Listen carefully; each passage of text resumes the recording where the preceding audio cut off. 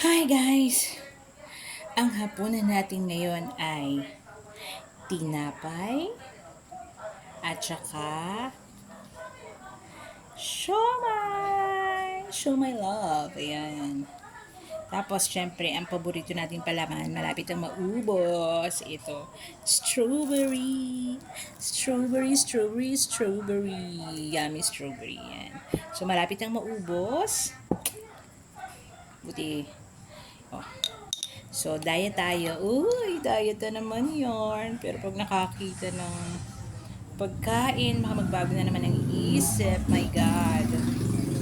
So, palamanan natin na ng paborito kong strawberry jam.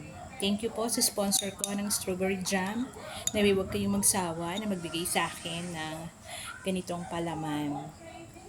Kasi hindi sila mahilig sa strawberry jam. So, ako lang. So, ayan. Thank you.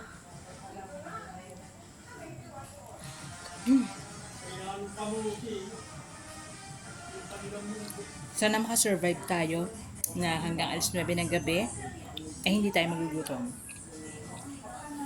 Nakakayanin pa din natin kahit hindi tayo kumain ng kanin.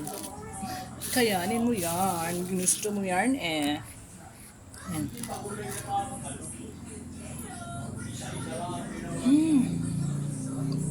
Hop.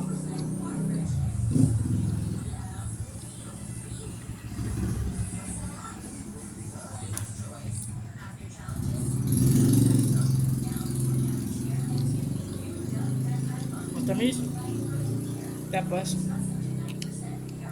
kain tayo nito na alat-alat na maasim-asim. Na siomay. Medyo maanghang din pala to. Kaya,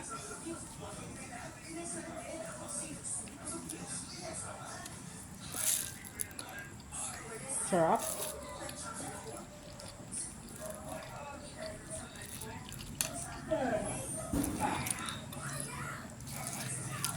So, kain tayo guys.